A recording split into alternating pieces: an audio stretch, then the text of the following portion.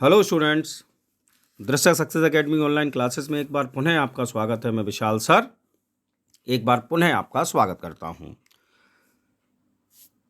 कल मैंने आपको जो जूनियर सुपर टेट के मेरे स्टूडेंट्स हैं उनके लिए मिल्टन साहब से रिलेटेड 2 वीडियोस दिए थे। एक में मैंने मिल्टन साहब के सभी वर्क्स, चाहे वो पोइटिक हों, ड्रामेटिक हों, प्रोज वर्क हों या और उनकी सोनेट्स, उनका एक वीडियो दिया था विद डेट्स ऑफ पब्लिकेशन। उसके बाद मैंने एक और वीडियो कल आपको दिया था, महत्वपूर्ण क्वेश्चन जो कि एज ऑफ मिल्टन से रिलेटेड है, उसका पार्ट 1। आज मैं एक और सीरीज़ लेकर आया हूँ मिल्टन साहब से रिलेटेड, एक और क्वेश्चन की सीरीज। नाम मैंने दिया है the age of Milton part 2। आप समझ लीजिए, ये जो मैं क्वेश्चन आपको दे रहा हूँ, आप इन क्वेश्चंस को लिख लें, याद कर लें, और आप देखेंगे जब आपकी 18 अप्रैल को परीक्षा होगी तब आप देखेंगे इन्हीं में से प्रश्न आपके पूछे जाएंगे। ठीक है ना? तो प्लीज़ इनको लास्ट तक मेरे वीडियो को देखें, समझें और एक एक क्वेश्चन को लिखकर याद अवश्य करें। तो स्टार्ट करता हूं मैं आज का वीडियो। पहला क्वेश्चन हमारा, one of the following was nicknamed the lady of Christ by his fellow undergraduates, यानी कि यहाँ spot the correct name of the poet. कहने का तात्पर्य यहाँ ये है कि यहाँ आपके 4 पोइट्स के नाम लिखे हैं। ए में मिल्टन, बी में स्पेंसर साहब, सी में शेक्सपियर साहब और डी में मार्लोव साहब। आपसे ये पूछा जा रहा है कि इनमें से एक पोइट ऐसा है जब वो अंडर ग्रेजुएट कर रहा था उस समय उसके साथियों ने उसका नाम जो था वो the lady of the Christ रखा था, तो आपको उस पोइट का नाम बताना है। मैंने आपको मिल्टन साहब की बायोग्राफी से रिलेटेड एक वीडियो दिया है, उसमें मैंने स्पष्ट तौर पर कहा था कि जॉन मिल्टन के अंडर ग्रेजुएट के साथी उन्हें लेडी ऑफ द क्राइस्ट कहा करते थे। तो इसका राइट ऑप्शन आपका ए, जॉन मिल्टन। ठीक है साहब। Now the next question is, when the assault was intended the cities is a sonnet written by. एक सोनेट आपके लिए लिखी है, नाम लाइन दे रखी है, when the assault was intended the city is a sonnet written by. यह सोनेट किस लेखक की है, किस पोइट की है? तो आपके सामने 4 ऑप्शन है, मिल्टन साहब, वर्ड्सवर्थ साहब, शेक्सपियर साहब और स्पेंसर साहब। चारों की चारों पोइट्स आपके ऐसे हैं जो कि सोनेट राइटर हैं, लेकिन ये पोएम जब मैं सोनेट की बात करता हूँ, when the assault was intended the city, ये सोनेट मिल्टन साहब के द्वारा लिखी गई है। तो इसका राइट आंसर जो है वह जॉन मिल्टन है, यानी कि ऑप्शन ए पुनः। Now the next question is, on the morning of Christ nativity is a. On the morning of Christ nativity is a, यानी कि एक पोएम का नाम आपके लिए से पूछा गया है, on the morning of Christ nativity. ये क्या है? सोनेट है, ओड है, मैस्क्यू है या पेस्टोरल इलेजी है? तो कल ही मैंने आपको मिल्टन साहब से रिलेटेड जो वीडियो दिया था उसमें सोनेट, मतलब मैंने आपको मिल्टन साहब के वर्क्स उसमें बताए थे, और उसमें एक वर्क उनका था on the morning of Christ nativity. और ये बेटा एक आपकी सोनेट है, सॉरी ओड है। तो इसका ऑप्शन बी जो है वो आपका राइट आंसर है, ऑप्शन बी यानी कि ode. Next question is, which of the following is a work of Milton. आपके सामने 4 ऑप्शन रखे हुए हैं, आपको ये बताना है कि इनमें से कौन सा वर्क जो है वो मिल्टन साहब ने लिखा। पहला है नोवम ऑर्गेनम, दूसरा है डी डॉक्ट्रिना क्रिस्टियना, तीसरा है एंडीमियन और चौथा है प्रोथमेलियन। तो साहब इसका राइट आंसर जो है, ये चारों के चारों में से जो नाम दिए हैं ये सब लैटिन वर्ड्स हैं, इंग्लिश वर्ड कोई नहीं है इनमें। और मिल्टन साहब का जो वर्क है उसका नाम है डी डॉक्ट्रिना क्रिस्टियाना, यानी कि ऑप्शन बी जो है वह आपका राइट आंसर है। इसलिए मैं कहता हूं कि मैं जो वीडियोस देता हूं, जब मैं उनके सभी वर्ष के वीडियो दे रहा हूं, जैसे मैंने शेक्सपियर साहब के बताए थे, इसी प्रकार से मिल्टन साहब के मैं दे रहा हूं, तो अगर आप उन वीडियोस को ध्यान से देखेंगे तो ये क्वेश्चन जो हैं वो बड़ी आसानी के साथ आपको याद हो जाएंगे। Now the next question is from which book has it been taken, यानी कि किस पुस्तक से नीचे लिखी हुई लाइंस जो हैं वो ली गई हैं। To be weak is miserable, doing और suffering. To be weak is miserable, doing और सफरिंग। 4 ऑप्शन आपके सामने रखता हूं, the Tempest, Paradise Regained, the Prelude और पैराडाइज लॉस्ट। इस प्रश्न का उत्तर मैं नहीं दूंगा, इसका आंसर आपको देना है, इसलिए मैं क्वेश्चन मार्क लगा रहा हूं। ठीक, इस क्वेश्चन का आंसर आपको देना है। मैंने मिल्टन साहब के जो प्रमुख वर्क के बारे में बताया है, अगर आपने मेरा वो वीडियो देखा है तो इस प्रश्न का उत्तर आप मुझे दें। Now the next question is one of the following works of Milton is a prose work mentioned that, यानी कि यहाँ 4 मिल्टन साहब के वर्क्स लिखे हुए हैं और उसमें ये पूछा गया है कि मिल्टन साहब का प्रोज वर्क कौन सा है। तो ऑप्शन में आपके लिए पढ़ता हूँ, Lycidas, paradise Regained, Paradise Lost और एरियोपेक्टिका। तो मैं आपको बता दूं, लिसिडस पोएम है एक, पैराडाइज रीगेंड पैराडाइज लॉस्ट का एक सीक्वल है, तो ये भी पोएम है। पैराडाइज लॉस्ट तो हम जानते ही हैं पोएम है और लॉन्ग पोएम है, एक एपिक है। तो इसका राइट आंसर जो है वो डी, एरियोपेक्टिका। ये मिल्टन साहब का एक प्रोज वर्क है। ऑप्शन डी आपका राइट आंसर है। Now the next question is Milton's paradise lost. अब मिल्टन की पैराडाइज लॉस्ट के बारे में यहाँ 4 ऑप्शन लिखे हैं, उनमें से एक ऑप्शन आपका सही होगा। पहला लिखा है has no trace of personal element, यानी कि पैराडाइज लॉस्ट जो है मिल्टन साहब का, उसमें मिल्टन साहब ने अपना पर्सनल एलिमेंट यूज नहीं किया। दूसरा, is notable for its autobiographical passages. दूसरा ये है कि मिल्टन साहब का पैराडाइज लॉस्ट जो है वह उनके ऑटोबायोग्राफिकल पैसेजेस के कारण बहुत मशहूर हुआ। तीसरा है इज क्वाइट ऑब्जेक्टिव, बहुत ऑब्जेक्टिव है ये। Has none of the above qualities, या डी आपका है कि कोई भी क्वालिटीज़ नहीं है। तो साहब मिल्टन साहब का पैराडाइज लॉस्ट जो है उसमें मिल्टन साहब ने अपने ऑटोबायोग्राफिकल पैसेजेस डाले हैं, तो इसलिए इसका ऑप्शन बी जो है वह आपका राइट आंसर है, यानी कि Milton's paradise lost is notable for its autobiographical passages. Now the next question is who is the hero of the Paradise Lost? ये क्वेश्चन TGT 2009 में आया है। पैराडाइज लॉस्ट के हीरो के बारे में पूछा गया है। God A option, B option Saturn, C option Adam और D option none of them. तो देखिए, अगर हम इसकी बात करें तो पैराडाइज लॉस्ट की जब मैं बात करता हूं तो पैराडाइज लॉस्ट के तो हीरो हैं गॉड। ठीक, अगर 12 वॉल्यूम को मिलाकर मैं बात करूं तो गॉड। अगर क्वेश्चन ये पूछा जाए who is the hero of the paradise Lost book first, book first का हीरो कौन है, तब आंसर आपका होगा सैटर्न। लेकिन यहाँ प्रश्न के पूछने का जो बनता है वो पैराडाइज लॉस्ट बुक फर्स्ट के बारे में ही बनता है। और हम लोग यूपी की बात कर रहे हैं साहब, यूपी में कोई भी परीक्षा हो उसमें ढेर सारे प्रश्न गलत दिए जाते हैं, हम सब जानते हैं, ना जाने कौन से हिसाब से देते हैं वो। तो पैराडाइज लॉस्ट का हीरो है गॉड, लेकिन पैराडाइज लॉस्ट बुक फर्स्ट का हीरो है सैटर्न। ठीक है ना। तो अगर पैराडाइज लॉस्ट के हीरो की बात करें तो हम गॉड कहेंगे, और पैराडाइज लॉस्ट बुक फर्स्ट की बात करें तो सैटर्न। ठीक है साहब, इस प्रकार से आप इसको याद रखिएगा।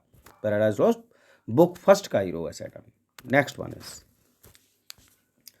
दे also serve who only stand and wait, this line occurs in. एक लाइन लिखी है आपके सामने, लाइन ये है they also serve who only stand and wait. ये लाइन मिल्टन साहब के ये 4 वर्क हैं वह किस में आई है। A option Lycidas, B option Comus, C option Paradise Lost और D option on his blindness. तो साहब इंटरमीडिएट में मिल्टन साहब की एक सोनेट चला करती है on his blindness. On his blindness में ये लाइन आई है they also serve who only stand and wait. आप लोग जो तैयारी कर रहे हैं जूनियर सुपर टेट की, आप लोग विशेष ध्यान रखें कि जो 11th और 12th की यूपी बोर्ड की बुक है, कृपया करके एक बार उनको भी निगाह जरूर ले लें। उनमें जो राइटर्स हैं इट मे बी पॉसिबल उन राइटर्स से रिलेटेड और इंटरमीडिएट की बुक से रिलेटेड भी आपके कुछ क्वेश्चन पूछे जाएंगे, और मैं जल्दी ही इंटरमीडिएट की बुक्स के प्रमुख राइटर्स और उनके जो प्रमुख क्वेश्चन बन सकते हैं उनकी एक सीरीज आपको बहुत जल्दी देने वाला हूँ, बहुत जल्दी दूंगा। तो right answer is on his blindness. Now the next question is Milton's paradise lost has been praised for its. Milton साहब का पैराडाइज लॉस्ट जो है उसकी प्रशंसा किस लिए होती है? लाइटनेस ऑफ टच, टच की लाइटनेस है, ग्रैंड स्टाइल है, इट्स सैटारिकल टोन है, या नन ऑफ दीज। तो साहब मैंने आपको बताया है, कल भी बताया था, उससे पहले जब मैंने पैराडाइज लॉस्ट आपको समझाया था तब भी बताया था कि मिल्टन साहब का पैराडाइज लॉस्ट जो है वो ग्रैंड स्टाइल और ग्रैंड थीम के लिए पॉपुलर है। तो इसका राइट आंसर है ग्रैंड स्टाइल, आपका B option. Now the next question is paradise lost has been divided into dash books. Paradise lost जो है वह कितनी बुक्स में डिवाइड है? इस क्वेश्चन का आंसर भी क्वेश्चन मार्क, इस क्वेश्चन का आंसर भी क्वेश्चन मार्क के थ्रू आपको है, आपको देना है। कल ये क्वेश्चन आएगा था, आज फिर वो आ गया है। आपको बताना है कि पैराडाइज लॉस्ट कितनी बुक्स में डिवाइड है। ऑप्शन में आपके सामने बोल दे रहा हूँ 10, 9, 11 या 12। Now the next question is Samson Agonist by Milton. Samson Agonist जिसको की रचना मिल्टन साहब ने की वो क्या है? इज ए प्ले, एक प्ले है। इज ए लॉन्ग पोएम, एक लंबी पोएम है। इज ए मैस्क्यू, एक मैस्क्यू है। या ए लॉन्ग ट्रेटाइज, या एक लॉन्ग ट्रेटाइज है। तो साहब सैमसन एगोनिस्ट मिल्टन साहब का जो है वह एक प्ले है। कैसा है? प्ले है, बिब्लिकल स्टोरी है, क्लासिकल ग्रीक ट्रेजेडी के आधार पर उन्होंने लिखा है, और ये वर्क इनका 1671 में आया था। इसी वर्ष इनका पैराडाइज रीगेन्ड भी आया है। और ये मैं आपको बता दूं, अगर ड्रामा की बात करता हूं सैमसन एगोनिस्ट की, तो ये क्लोसेट ड्रामा है। कौन सा ड्रामा है साहब? क्लोसेट ड्रामा है। और ये वो ड्रामा है जिसका कि स्टेज पर कभी भी परफॉर्मेंस नहीं हुआ। हम सब जानते हैं कि ड्रामा परफॉर्म किए जाते हैं स्टेज पर, लेकिन सैमसन एगोनिस्ट एक ऐसा प्ले है मिल्टन साहब का, एक क्लोसेट ड्रामा, जिसका कि परफॉर्मेंस कभी भी स्टेज पर नहीं हुआ। Now the next one is which of the following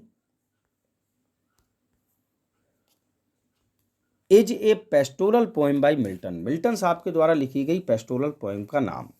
A option Adonais, B option Thyrsis, C option Lycidas, और D option none of the above. And the right answer is Lycidas. Pastoral elegy है जो कि उन्होंने अपने मित्र की मृत्यु पर लिखी थी, और नाम था उनके मित्र का किंग एडवर्ड। क्या नाम था? किंग एडवर्ड साहब। Now the next question is Milton's poetry is a mirror in which the writer's character is very clearly reflected. Who made this statement? बड़ा अच्छा क्वेश्चन आया साहब। जब कभी हम मिल्टन साहब की पोइट्री पढ़ते हैं ना, तो मिल्टन साहब की पोइट्री वास्तव में एक मिरर का काम करती है, जो कि उनके स्वयं के कैरेक्टर का रिफ्लेक्शन करती है, कैरेक्टर का प्रदर्शन करती है। क्योंकि प्रायः मिल्टन साहब के वर्क जो हैं वो ऑटोबायोग्राफिकल हैं, लेकिन ये रिमार्क जो है मिल्टन साहब पर, ये स्टेटमेंट जो है वो किसने दिया? 4 ऑप्शन में आपके सामने रखता हूँ। ए ऑप्शन है बेरिटी, डी ऑप्शन है आपका मैकमिलन, सी ऑप्शन है आपका पैटिसन, और डी ऑप्शन है आपका बुश। तो साहब ये जो बात है Milton's poetry is a mirror in which the writers character is very clearly reflected, ये बात जो है वो मार्क पैटिसन ने कही है। तो इसका राइट ऑप्शन जो है वो आपका C, Mark Pattison. Now the next question is the period known as the age of Milton age. Milton साहब का पीरियड पूछा जा रहा है। अंग्रेजी साहित्य की अगर बात करें तो कौन सा पीरियड ऐसा है जो कि मिल्टन साहब का पीरियड कहा जाता है? ऑप्शन मैं आपके सामने रखता हूँ 1621 से 1681, 1620 से 1665, 1625 से 1660, और भैया 1628 से 1655। So the right answer is 1625 to 1660, यानी 1625 से लेकर 1660 तक का जो समय है वह अंग्रेजी साहित्य में क्या कहा जाता है?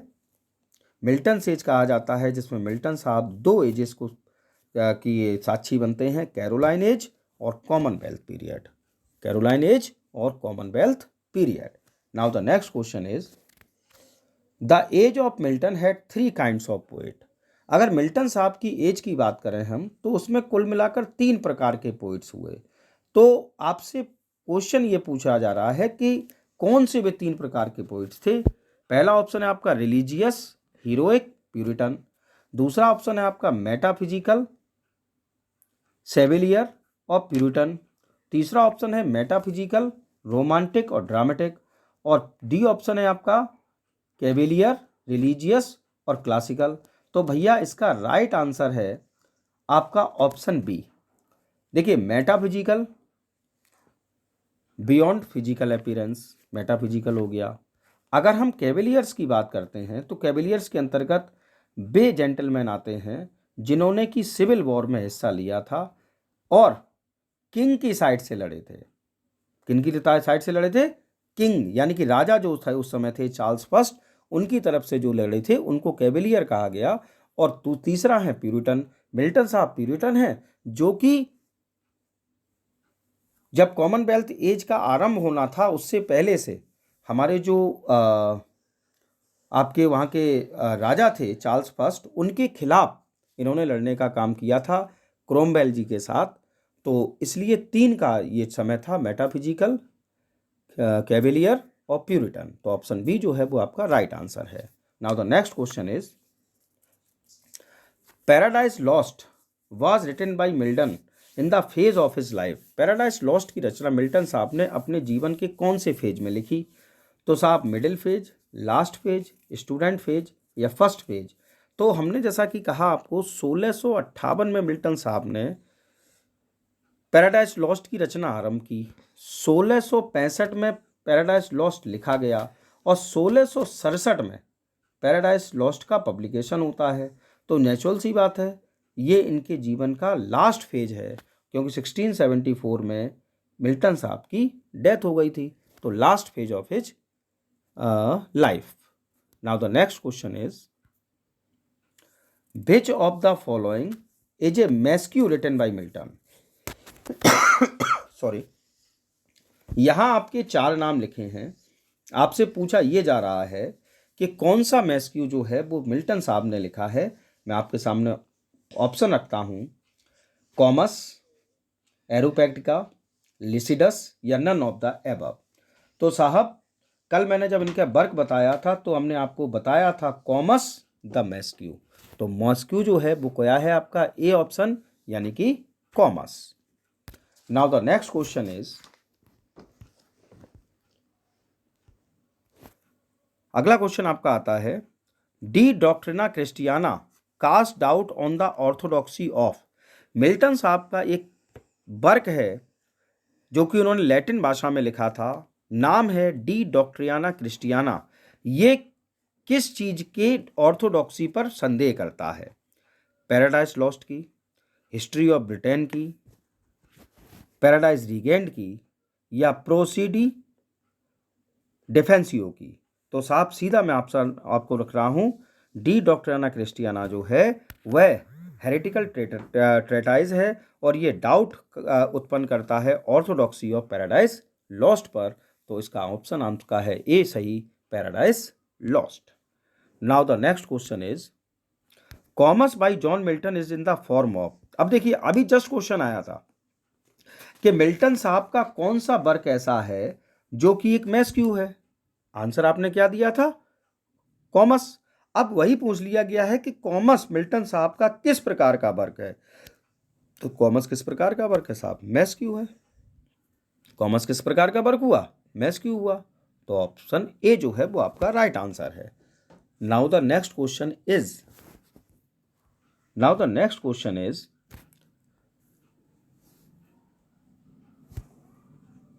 John Milton's magnificent ode on the morning of the Christ nativity was written when the poet's age was.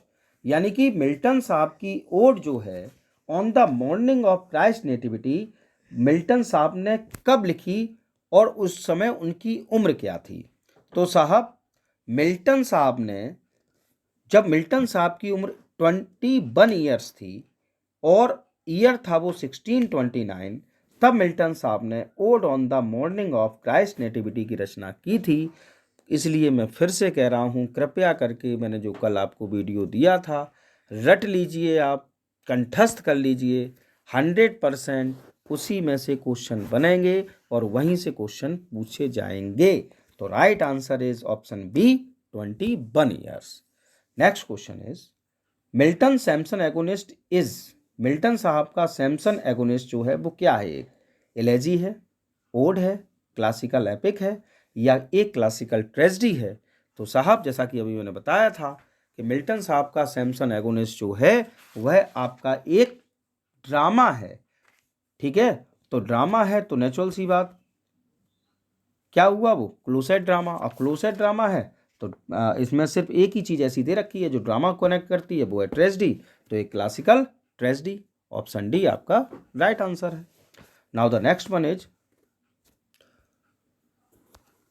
Who of the following becomes blind, इनमें से कौन सा ऐसा बंदा है जो कि अंधा हो गया था?